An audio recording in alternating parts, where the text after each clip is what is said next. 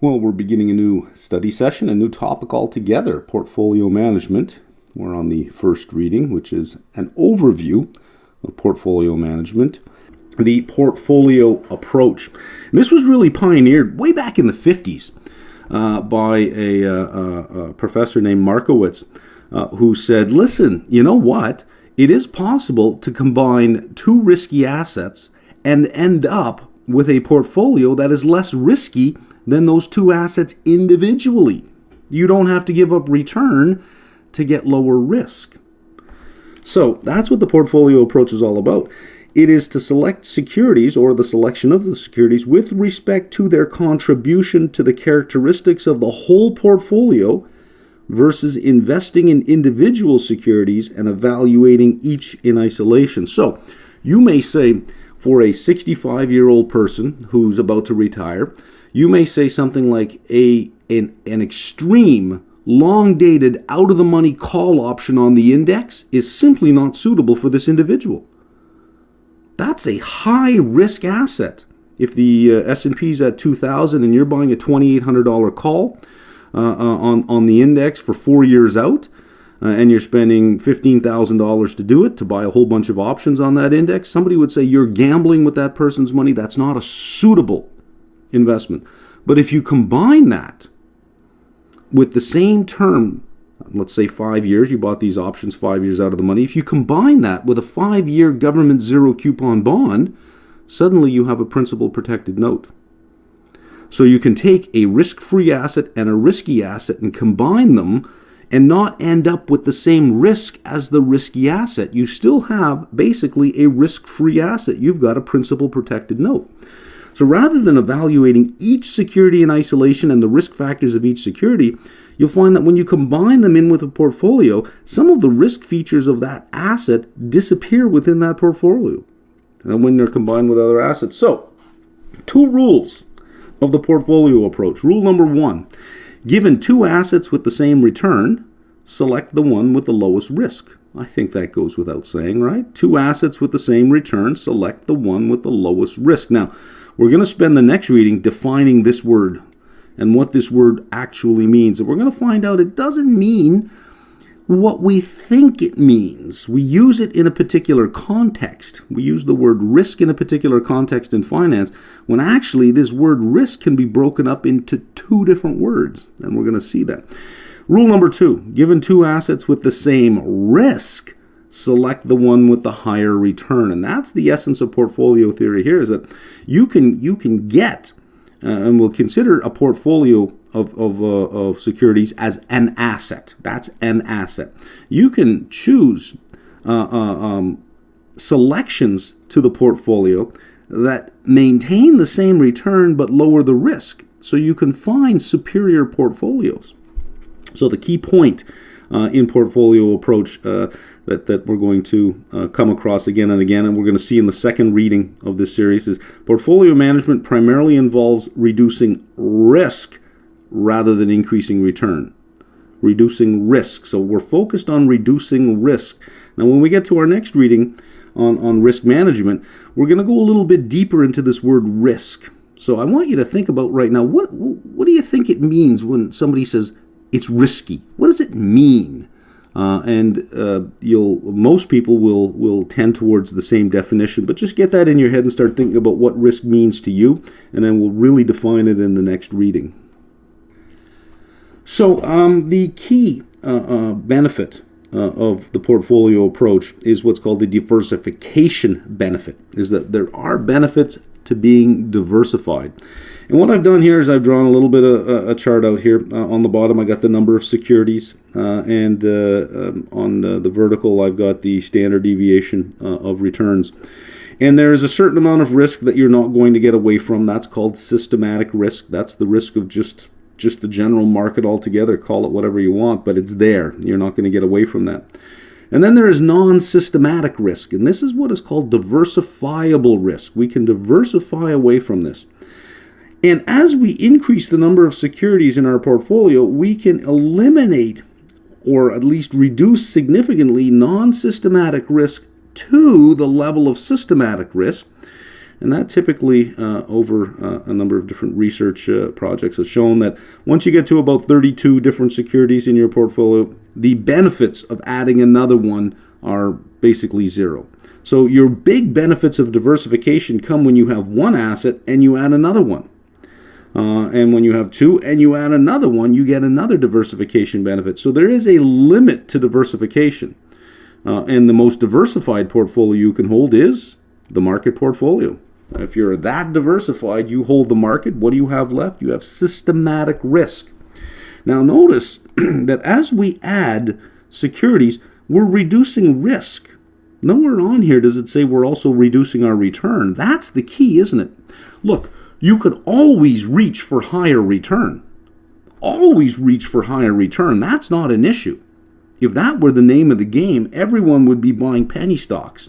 Putting $1 million into a 2-cent penny stock, hoping it goes to 3 cents. There's a 50% gain on just a 1 penny move. But that comes with a lot of risk as well.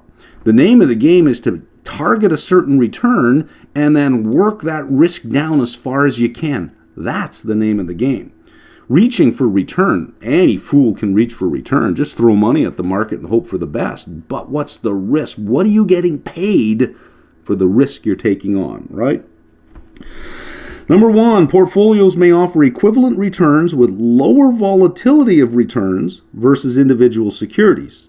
That's the big benefit of a diversification, is that you get a portfolio that has a lower volatility of returns when everything is combined versus what you would get by observing each of the individual securities on their own. This is a big one here, and I'm going to show you on the next screen how powerful this one is. Asset class selection. That means the weightings per security that you choose is more important than security selection. And you may think, what? What are you saying here? Being in the right asset class is more important than being in the right security, being in the right asset class. I'm going to try to prove that, or at least demonstrate that on the next screen here. So we can look at, when we say something like this, portfolios may offer equivalent returns. It says it may offer equivalent returns. That's the promise, right? With lower volatility versus the individual securities. And we can measure that with something called a diversification ratio, which is just the standard deviation of the portfolio divided by the standard deviation of some random security out of the portfolio, just taken at random. So we can see here the sigma p is the standard deviation of an equally weighted portfolio. That's all, just equally weighted. We can still do better than equally weighted, and I'm going to show you up here when we talk about how important asset class selection is. And the denominator is the standard deviation of a random component of that portfolio. And the lower it is, the better the effect of diversification. So we may get to a point where the benefits of diversification are no longer improving. That means we've diversified optimally for where we are. That any extra addition may even increase our risk as opposed to decrease it. But it will decrease to a point before it increases. I'll draw that chart out soon of what that looks like. Let's have a look at this point here I'm making, because this is a very powerful statement to make. Okay, I'm going to take a very simple example here, and we're just going to assume that we had 3 asset classes. We have cash, let's call it money market. We have fixed income, and we have equities that we can invest in. And we're trying to beat a particular index. We've identified an index in each of the 3 markets, and the index in the money market is returned 10%, in fixed income 6%, in equities 25%. Again, just contrived examples just to show a point. There's no way money market in today's environment is returning 10%. But anyways, there we go. Manager X and Manager Y. Let's look at Manager X. Manager X did 11% versus the index of 10. Winner. Did 8% versus the index of 6. Winner. Did 30% versus the index of 25. Winner. Manager X is on fire. Manager Y, 9 when the index did 10 in that particular asset class. Not so good. 4 versus the 6, underperformance again, and 20 versus the 25, more underperformance. So you would look at these two and say Manager X is clearly the superior manager. Manager Y has underperformed each of the benchmarks in each of the asset classes. But let's look at the asset mix, at the weightings that they chose. Manager X had 5% of his assets in the cash market, 70% in fixed income, and 25% in equities. Manager Y, same 5%, same need for liquidity, but reversed it. Went 70% equities, 25% in fixed income. So on a $1,000 investment, let's see what our returns were. And we see that we have 5% of our money for Manager X, 5% of it was in cash, and he managed to do 11%. So that returned $5.50. 70% was in fixed income of our $1,000. We had $700 in fixed income. That returned 8%, so we made $56 there. And 25% of our money, or $250, earned a 30% return, and we were able to make $75 there. That's $136.50.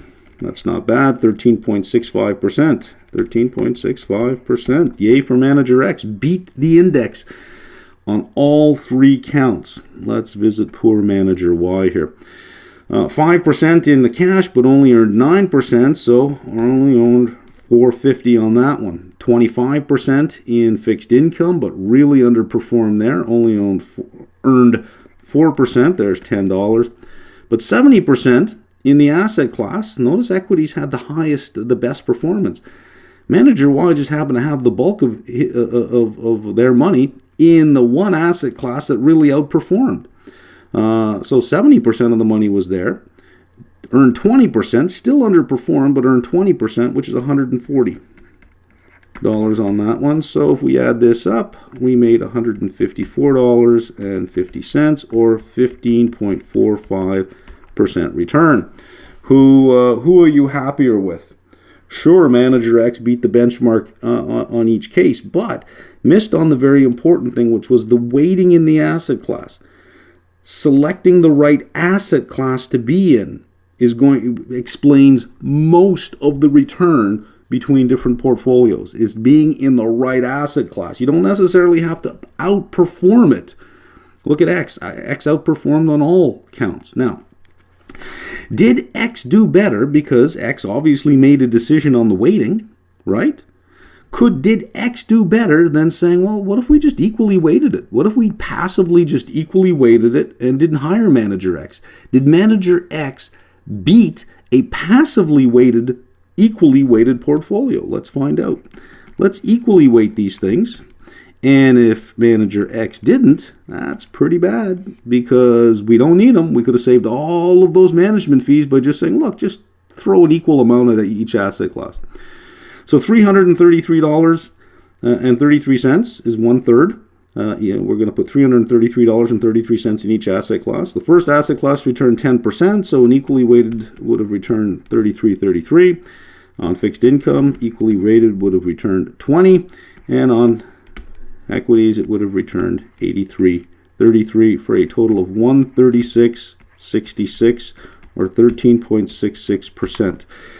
Manager X, yeah, we'll give it to him as a tie, but was off by a penny. We could have done a penny better by just saying, get rid of Manager X and just equally weight the portfolio and we're done. Manager Y beat an equally weighted portfolio by just changing the weightings in the asset class themselves, even though the manager had underperformance in each asset class, was smart enough to have most of their money in the best performing asset class. Who would you give the bonus to? If you rated Manager Y based on performance against the benchmark, not very good. You'd be giving a bonus to Manager X, but Manager X, we didn't need him. We could have just equally weighted the portfolio. So when we start to get into how do we measure performance, this should give you some idea of the difficulty. How do we actually measure these people's performance? Manager X may argue, but I beat my benchmark. Manager Y might argue, look, I returned almost a full 2 points higher. Multiply that over the next 40-year time horizon. Who's the better guy, right?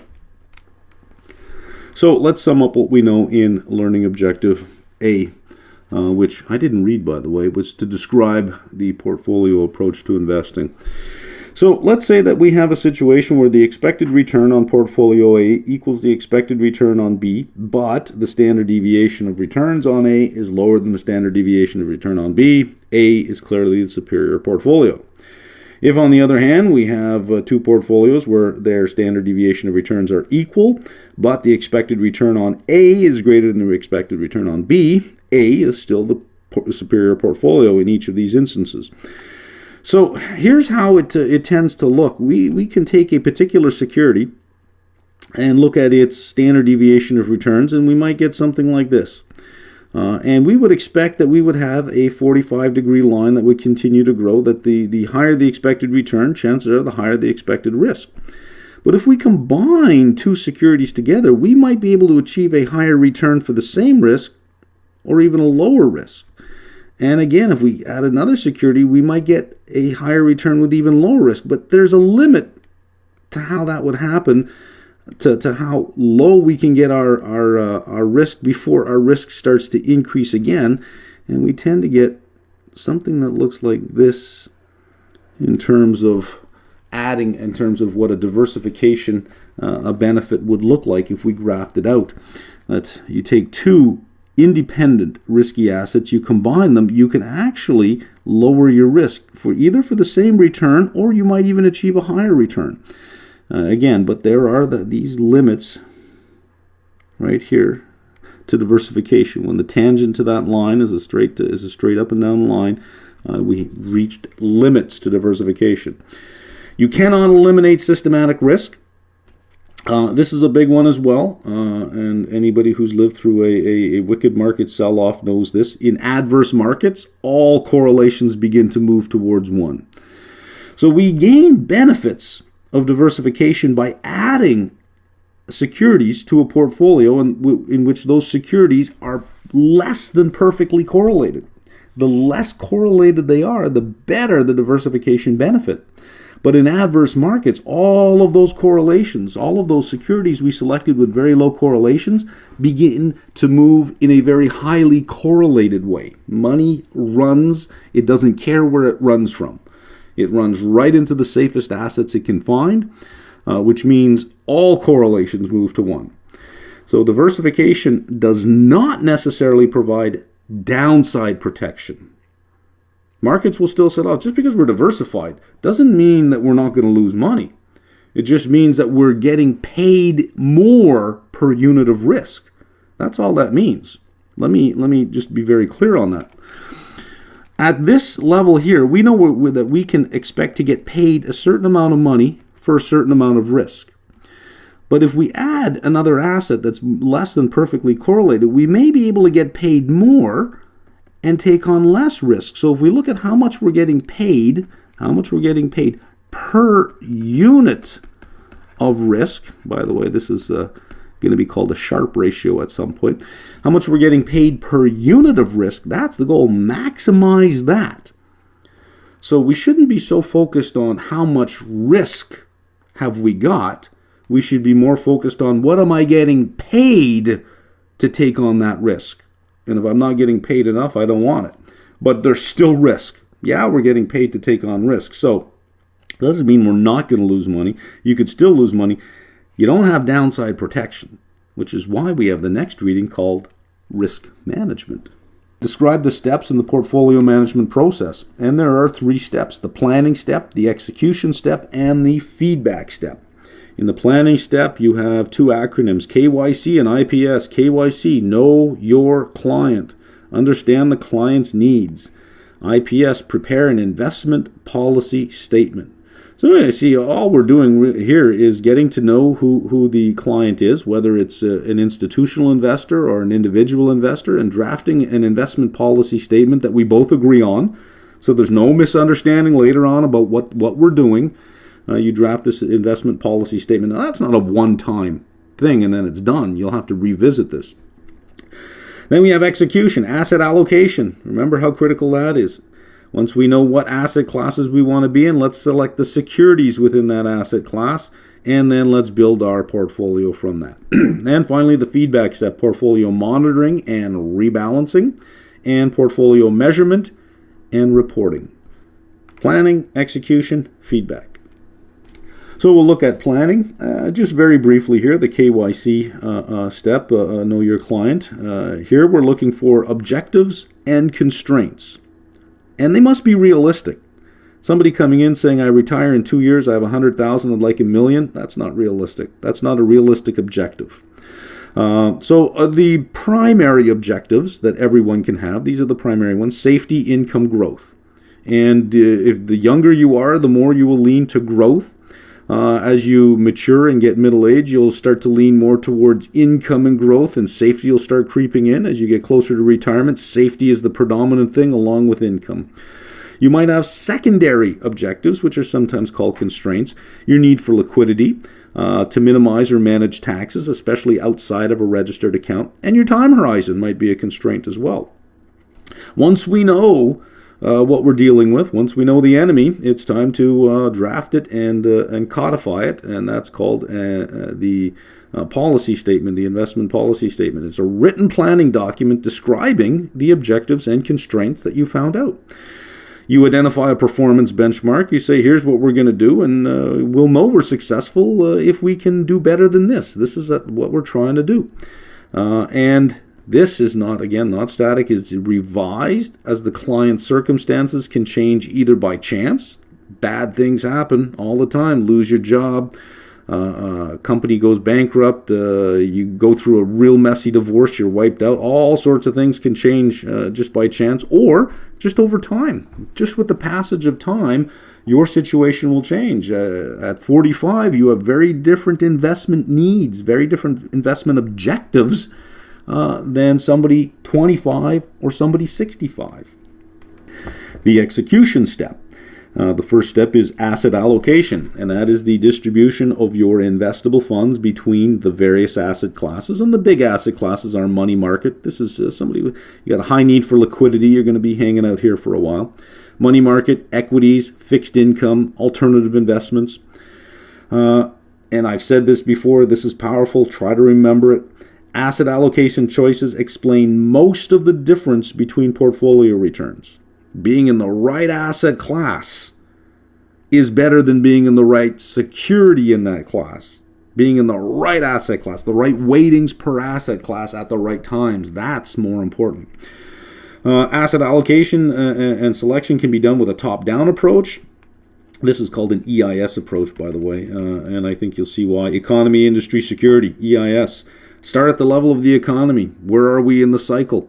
Look at particular industries that will do well based on where we are in that cycle. Once we select industries that are favorable, then we can select securities within that industry that are favorable. This will require more rebalancing, though, as the economy and industry change. So if our investment is cycle dependent and cycle related, that cycle changes. We got to keep changing with the cycle. Then there's the bottom-up approach, where we simply select securities we think that will have good performance over the cycle and over several cycles, held over several cycles. So one of the interesting investments that pension funds and endowments tend to make is in timberland. They buy wide tracts of timberland, regardless of the business cycle, and here's why. In good times, they can sell that timberland. They can sell the harvest rights to that timberland. Not a problem. Off they go. In bad times, when the demand for timber drops, guess what? Those trees grow at 5% a year. Roughly, trees will add 5% bulk per year. So when they sell after 2 or 3 years of no selling, when they sell the leasing rights, guess what? They're selling 15% more. So they're still going to get their money because the tree just gets bigger. There's more timber to harvest. So that's why timberland is nice. That's a bottom-up approach, by selecting an asset that you say, you know what, doesn't matter what the conditions are, this will still return. The second stage of the execution step, once we've done our asset allocation, we know what asset classes we want to be in, is now security analysis. And we want to identify the undervalued securities within those particular asset classes. Finally, portfolio construction.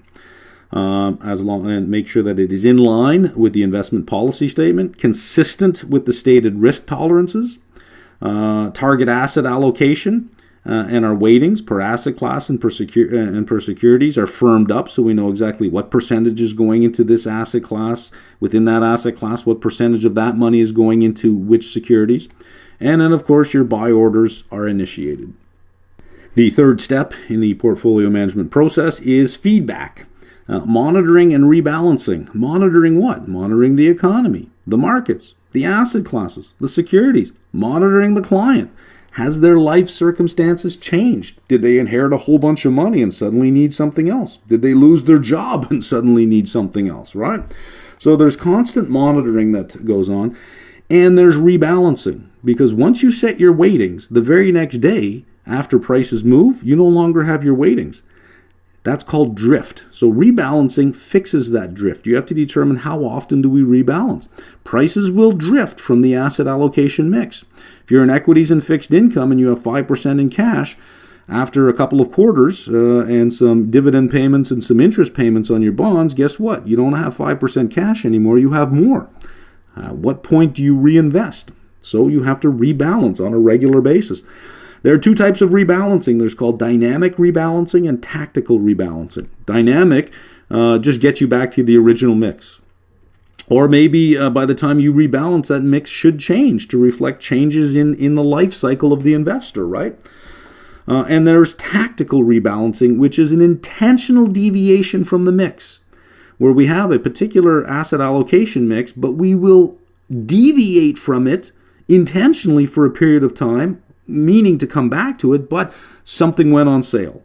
There's a deal somewhere and we have extra cash, and yeah, we like to be 5% cash, but these prices are just too good. Well, let's go to 1% cash just for a period of time, and then we'll go back to 5%. That's called a tactical rebalancing versus dynamic. You want to know more about this? Again, Chapter 15 and Chapter 16 in the Canadian Securities course covers this. And within a couple of hours, you'll get a deeper understanding of what's going on here than this chapter does provide. Finally, the last step of feedback is you got to give feedback to the client, performance measurement and reporting. And you're measuring against a benchmark. We're not going to go into detail too much here. We'll talk about that a little bit later on when we look at measures of risk and return. Our next learning objective is a keyword describe. Describe types of investors and distinctive characteristics and needs of each. And this is a very brief introduction, by the way, very brief. So individual investors, we'll start there. And their needs range from some that are just pure safety to some that are aggressive growth, from very short term to 40 plus years on the time horizon, from risk averse to risk tolerant. So it's hard to take individual investors and give characteristics of them as a group. They're all over the place. So let's just leave it at that. Institutional investors. And there are some categories that we can actually say something about broadly across all of them. Pension plans, long-term time horizon, focused on income and growth, low liquidity needs because they probably don't have to pay off for a very long time. And when they do start paying off, it's the income that they'll be paying off. Moderate risk tolerance.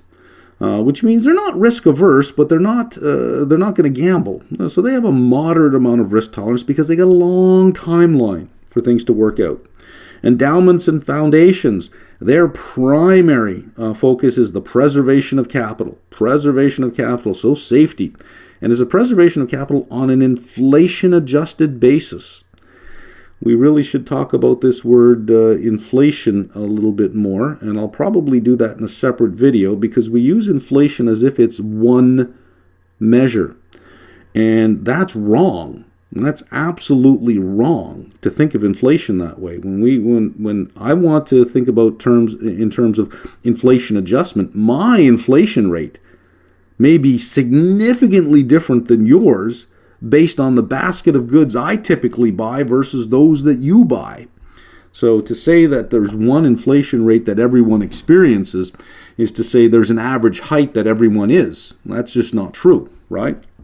So we'll talk more about that later. Just have that in your mind that hang on, that word inflation, that's a bit of a problem because whose inflation rate are you protecting me from if I have inflation adjusted returns, right? Perpetual life, endowments, foundations, they last forever and ever and ever. So that preservation of capital, that's not just a 40, 50, 60-year time horizon. That could be a 200, 300, 400-year time horizon. Very long term. Moderate to high risk tolerance. low liquidity needs because they just really spend the income that comes off it. So they're looking at income and growth because it's the income from the endowment that pays some operating expenses. And that's the whole idea of an endowment, is you never touch the capital. You want to keep adding to the capital, and the money that comes off must be spent in a certain way. Next, we have banks.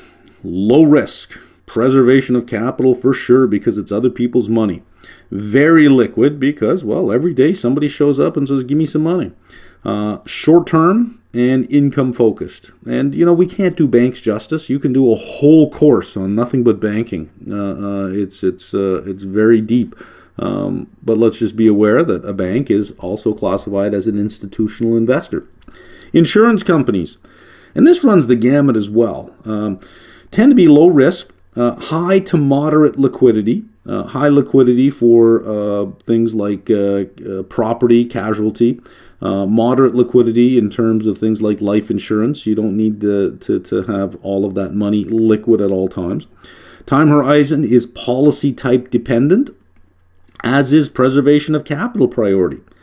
So auto, home, recreational vehicle, those type of insurance policies tend to want to be more liquid, a much shorter time frame. They tend to have claims that come in at a much higher rate than life. Life insurance, you can pretty much use your actuarial statistics and determine whether you have 30, 40, 50-year lives that you have to worry about.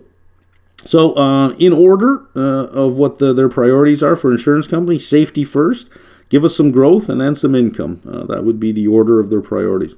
Investment companies, that varies, and we'll look at more of that in Learning Objective 4 or LOSD, so we'll just leave that for now. Sovereign wealth funds. And this is where a government has a whole bunch of money derived from a particular source that says, well, let's not spend that money. Let's make sure that money can last for future generations. It's kind of like an endowment for a government.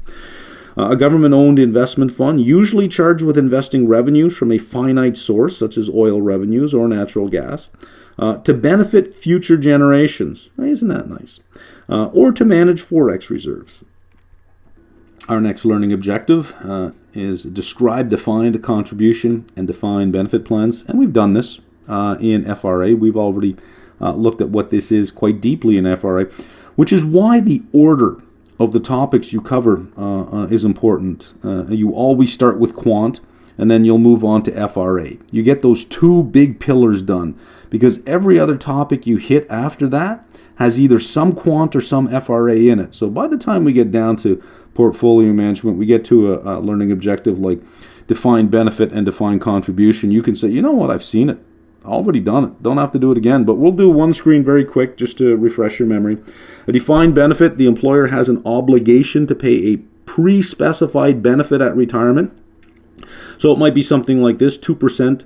Your benefit will be 2% of your salary per year of service of the last 5-year wage average. Whatever the last 5 years you work, take the average pay and you'll get 2% per year of service of that. That's defined. That's your benefit. The other is defined contribution. It specifies how much goes into the plan. The employer contributes either some percentage or some dollar amount.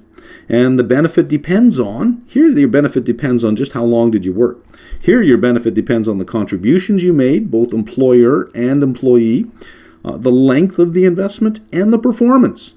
So the employee has performance risk. In defined benefit, the employer has performance risk. We're on LOSE, describe aspects of the asset management industry. And just to get an idea of the size of the asset management industry, global assets under management, $79.2 trillion. And that 79.2 are assets that are professionally managed for a fee. Hence, of course, why it's called asset management industry.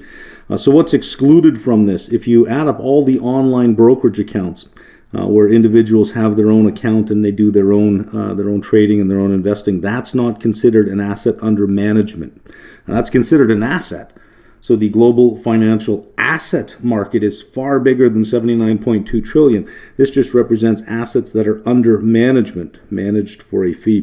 80% of that amount, North America and Europe. Latin America and Asia, together about 5 to 6% of assets under management, but they are the fastest growing market segments. We can look at the industry along two dimensions here, the buy side and the sell side. Buy side represents investors, plain and simple. The sell side are your broker-dealers and any research firm that really is not engaged in investing but selling research and data to the buy side. Let's look at the industry along a number of dimensions, active versus passive management. And this exhibit is from the reading, and I think it's rather an interesting exhibit. Have a look at the actively managed and the passively managed categories, and I've bolded in red here the point that I want to make. Market share by assets, passively managed, only 20%. You would think that it would be larger, but it's only 20%. But look at this, market share by revenue, 6%. That speaks to the low fees of passive management. To only generate 6% of the market share of revenue, whereas actively managed funds represent about 80% of the market share by assets under management, generates 94% of the revenue. But that number sort of skews the reality a little bit. Look at what we have here, and let's work from the bottom up. Look at core. Core is 33% of assets under management, but only represents 21% of the revenue. Multi-asset class, 14% assets market share by assets, 10% of the revenue. Active specialties, 19 and 20. So that's almost even in terms of market share by assets and market share by revenue. But look what happens with alternatives. 15% of the market share by assets, but generates 43% of the revenue. And that's because in the alternatives, you have two sources of revenue, not just the management fee based on assets under management, but you also have performance fees, which are lacking in the other categories. And that's why that number is so much bigger based on its market share of assets. Another way to look at the asset management industry is how assets are managed traditionally and alternatively. Traditionally, long-only equity, and long-only is the key here, long-only equity, fixed income, or multi-asset strategies. Alternative, and when we say alternative, it's not necessarily just the alternative investment itself, meaning that the target of the investment is an alternative investment like real estate or infrastructure. But the alternative investment could be a strategy. So hedge funds, private equity, venture capital, etc. Now, when we're moving into alternatives, as we noted on the previous screen, the revenues generated by these asset managers is not just based on assets under management, but is also based on the performance of the fund itself. Let's look at ownership structure of asset managers. And there are two broad types of ownership structures, privately owned and publicly traded. And there are very few publicly traded firms that are asset managers, but the ones that are publicly traded are huge and have huge amounts of assets under management. The majority of asset management firms are privately owned. Typically limited liability corporations or partnerships. Some are publicly traded, but when they are huge. Asset management industry trends, growth of passive investing. That is growing significantly, and it's growing for one really big reason. Well, let's go ahead and say two big reasons. Number one is the failure of asset managers to consistently outperform a benchmark. That over multiple years, active management tends to underperform what passive management can do after you consider the fees. And number two, for passive management, much lower fees. And a lot lower fees, especially the index tracking fees or the fees to track a particular index that you have to subscribe to, significantly lower if it's passive. Big data, big structured data sets and unstructured data sets, social media data, imagery, and sensory data. So we can think of Twitter, Facebook, lots of information coming off of there. For imagery or sensory data, satellite imagery, geolocation. Robo-advisors. Automation and investment algorithms. And this is really, the rise of this is for that large group of people out there that have collectively a lot of wealth, but individually are too small to receive personalized services. However, as a group, they represent a significant amount of money. Well, how do you tap into that? And how do you scale a market like that without having to hire a whole bunch of, and in the end, let's face it, low-income investment advisors, because each client would be so small, and there's a limit to how many clients you could have, that when you have these small clients and the small assets under management, and you limit out around 200 or 300, you're never really gonna make it. You have to throw automation at that. So what do we got? Trends: growing demand from mass affluent and younger investors, lower fees, and because you can scale this, you have new entrants coming in, which then push down fees, and with new entrants pushing down fees, you have higher demand from mass affluent and younger investors who otherwise may not have considered the investment industry. Our last learning objective here is keyword describe. Describe mutual funds and compare them with other pooled investment products. So let's begin with pooled investments, and we'll look at mutual funds versus other investments. So pooled investments are what are called managed funds. So a bunch of investors pool their funds together into a fund. There is a portfolio manager or a fund manager who then buys and sells particular assets. So the fund owns the assets. The investors own units of the fund, called notional units, and we'll talk about the difference between notional units and shares when we get to closed-end and open-end funds, but let's just all call them units in the fund right now. And these funds, these pooled funds, can be mutual funds or ETFs, which are quite accessible to almost any investor, or they could be hedge funds or private equity funds, which are more exclusive. So let's look at what a mutual fund is.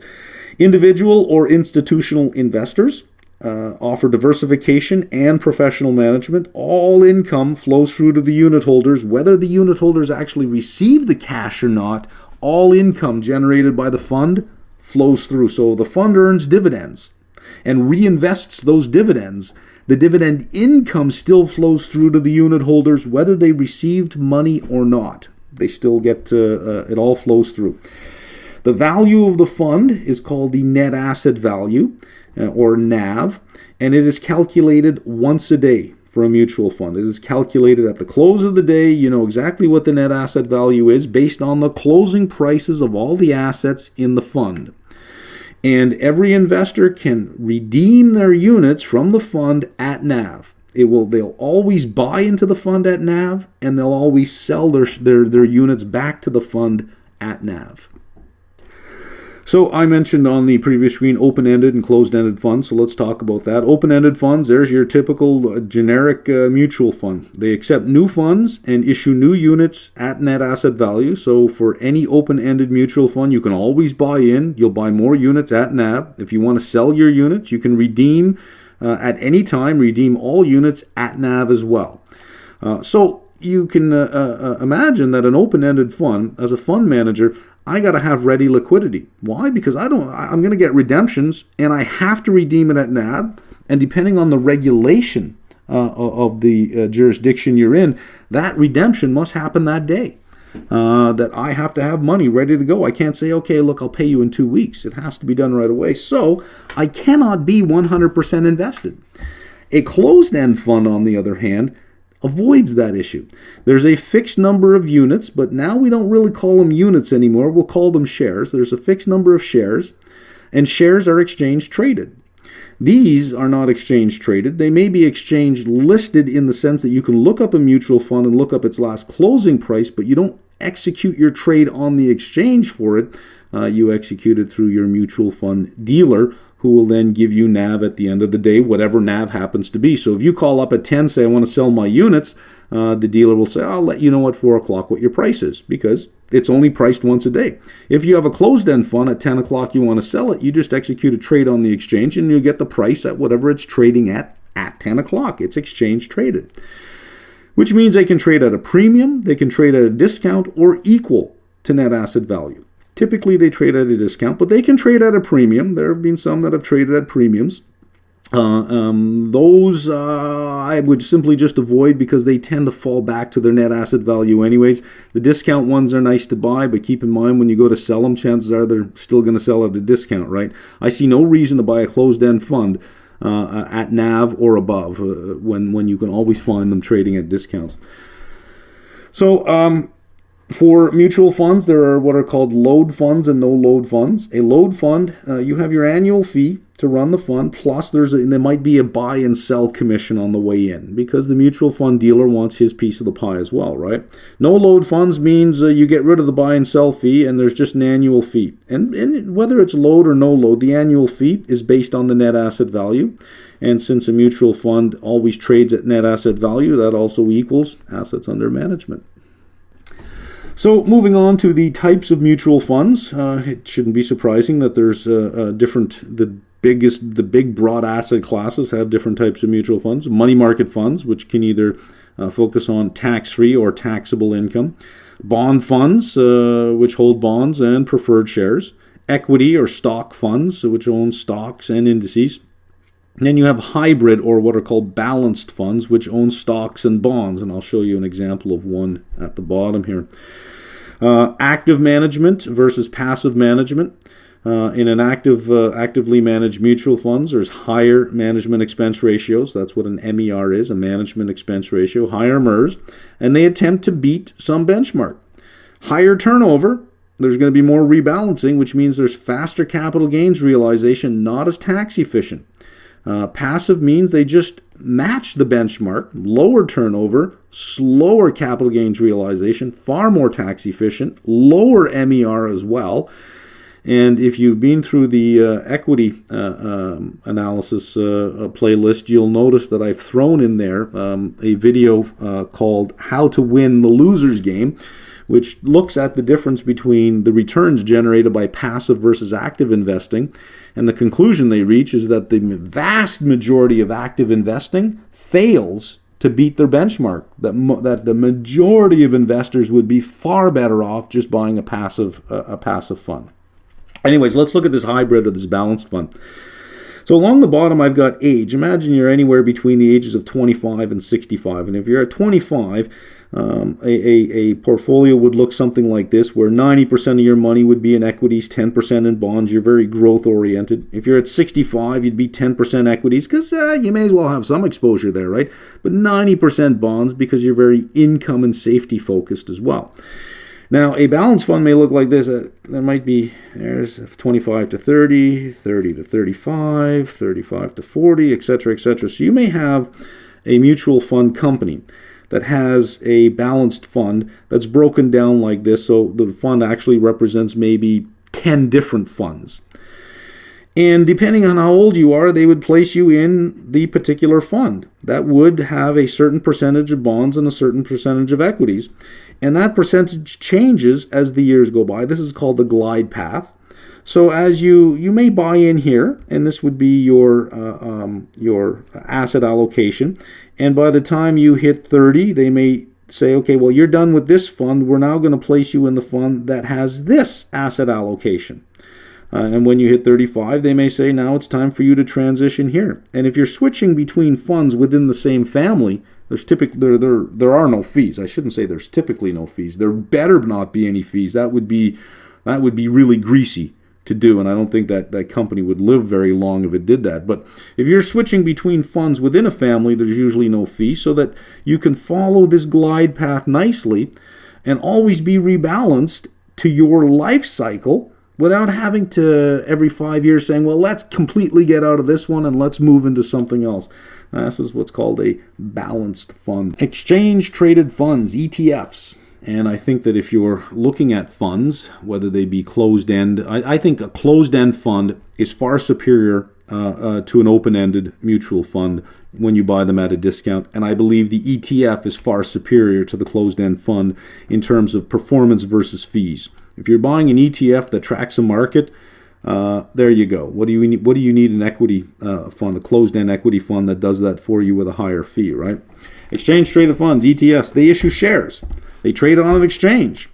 They are passive. They're designed to track some asset class or some index, and they tend to stay very close to net asset value. So when you buy in, you're buying very close to NAV. When you get out, you're very close to NAV. So there's not a lot of risk in terms of where it's priced versus NAV like there would be in a closed-end fund. Passive, so you have much lower management expense ratios than you would have in either an open-end or a closed-end fund as well. And they trade on an exchange, continuous pricing. You have liquidity. You don't have to wait till 4 o'clock to get a price. So if we look at the difference between the ETF versus the index mutual fund, because you could just say, well, look, an ETF, I can get the same with an index mutual fund. And that's a mutual fund that just tracks an index. And let's say it's passive as well. What would be the differences between the two? Well, for the ETF, lower management expense ratio, lower MERs, but you'll have brokerage costs. Why? Because you're actually trading on an exchange. But with the index mutual fund, there's no brokerage cost, but you might be looking at a higher management expense ratio, and it might be a load fund, which means commission on the way in, commission on the way out. Well, that's the same as a brokerage cost, right? These brokerage costs, if you're using something like Interactive Brokers or any of the discount brokers, this is not a big deal. It's so minimal, it's not even worth talking about. You can sell or buy in the open market, so you have continuous pricing. Here with the index mutual fund, you sell or buy from the fund one price per day. With an ETF, you can short it. You can buy it on margin. Index mutual funds, long only. They only hold long positions. You can't short a mutual fund because it's not exchange traded. You can't say to the fund, I'd like to short you. Lend me some shares to sell to someone else. That doesn't happen. The ETF will pay out its dividends. Not just flow through income, but flow through cash. It'll pay out its dividends. So there is a tax advantage here because you are actually getting the dividends. The index mutual fund will reinvest its dividends. So as far as compounded growth, yeah, you're going to win over here nicely, but you still got to pay tax on that, but you didn't get the cash. We'll look at separately managed accounts now, also called a wrap account. Separately managed account, the SMA is called a wrap account. Here's how it works. The client opens up an account and puts money in it. The account, this money is not pooled. This is a non-pooled investment. So if I got $500,000, I open an account in my own name, I put $500,000 in here. Then I and the portfolio manager draft an investment policy statement for me, listing my objectives and my constraints. And then the portfolio manager then manages this account. Now, the portfolio manager may manage it directly, making trades in the account, or may use an overlay. And an overlay means that it won't just be me, but depending on my IPS, this portfolio manager might have 10 or 15 clients that match the same thing and can group us all together.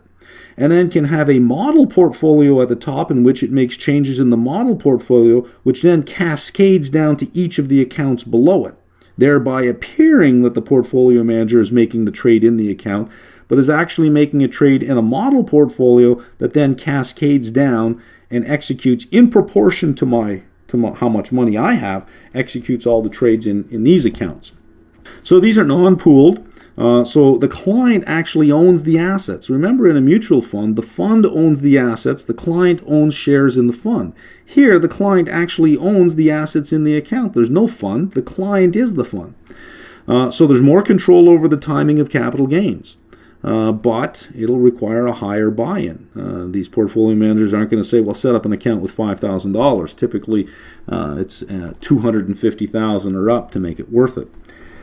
Hedge funds.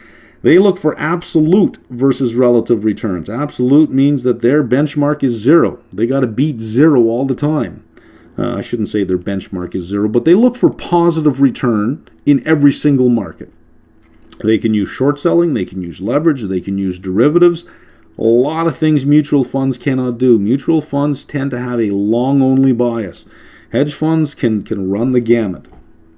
Some of the key features of hedge funds: minimal regulation. They are exempt from most reporting requirements. Now, when we say minimal regulation, that's if they follow the rules and stay as a hedge fund. That means no advertising, and they got to be careful about the type of investor they take in. Accredited investors only. They start advertising to the general public saying, come on in, anybody and everybody. That's not a hedge fund anymore. That's a public fund. That's a mutual fund. To truly be a hedge fund, you got to stay out of the regulations way. And that means you cannot advertise, you cannot solicit. The money may have lockup periods. Unlike a mutual fund, you put your money in, you can get it back. Hedge funds can say, no, it's locked up for a period of time. There may be a lockup period. If you want your money back, it may only occur on certain dates, certain redemption dates. There's typically a management fee plus a performance fee. 2 and 20 is a common structure in a hedge fund. 2% management fee, 20% upside. I get 20% of the upside. So if I return 10%, 2% was my management fee, and then I return 10% above all of that. I'd get another 20% of that 10%, which is another 2%. But some funds may also have a hurdle rate. So the hurdle rate might be 6%, where the performance fee doesn't kick in until 6% is reached. The first 6% goes straight to the holders, and then after that, there's a performance fee on everything in excess of the hurdle rate. There may also be a high water mark, where if a fund increases in value for a number of years and then loses value, it must regain the last high water mark before any other incentive fees kick in again. So it may have a hurdle rate, may have high water mark. The higher the hurdle rate, and if there's a high water mark, you're not going to get a 2 and 20. You'll probably be somewhere closer to a 3 and 30 at that point, because the fund is giving some very good value to the holders by putting those terms in there. Different strategies followed by hedge funds. Convertible arbitrage. This is where we find mispricing between convertible securities and the underlying stock or the underlying equity. Dedicated short bias. Emerging market. Equity market neutral. This is a long short, 50 long, 50 short. It can either be done in pairs. And a pairs is where you would find a strong stock and a weak stock in the same industry, and you would short the weak and buy the long. Or you would find an overvalued and an undervalued security in the same industry. You would sell the overvalued and buy the undervalued in the same dollar amounts. Now you're market neutral and you're industry and sector neutral. But equity market neutral is really just long, short, 50-50. Event driven. And that's just looking for specific events like M&A, merger and acquisition, tend to be a very popular one. Fixed income arbitrage, mispricing between the security and interest rates. Global macro, looking for big, broad themes across the market, tend to be more commodity and currency players here. And long short. Long short being different from equity market neutral. Equity market neutral this is the key word, neutral. You're neutral at all times. Long short could be your 60-40, so that you have a long bias, but you're not 100% long. You're just long. You have a long bias because the market is going up, you think. And you can always switch to 40-60 and have a short bias. So you can oscillate between being a long bias and a short bias. Different from dedicated short bias, because this is short all the time. Equity market neutral is just neutral, doesn't seek to time markets or to play markets, just saying, hey, I'm going to play strong against weak, that's it. Here we're playing strong against weak, but we're also saying, look, if the markets are strong, let's lean more towards a long position and ride some of that wave on the way up. And finally, we'll end with the buyout and venture capital funds as far as pooled investment. LBO funds, leveraged buyout funds, they buy public companies, restructure them, sell off assets. They're using a lot of leverage to do this, so they're buying companies with good solid cash flow with assets they can strip off and sell, make that company a little bit more focused and leaner, and then re-IPO it. And again, of course, significant debt used. It's in the word leveraged buyout.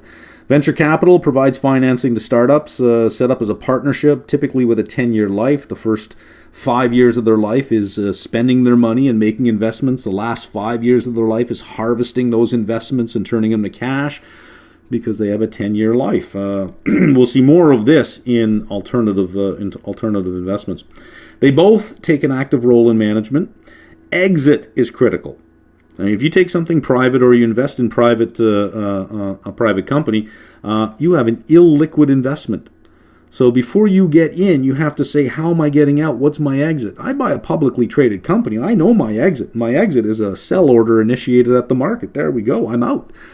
I invest in a neat little business plan I saw at an angel meeting, and I said, well, I'll put 25 into there.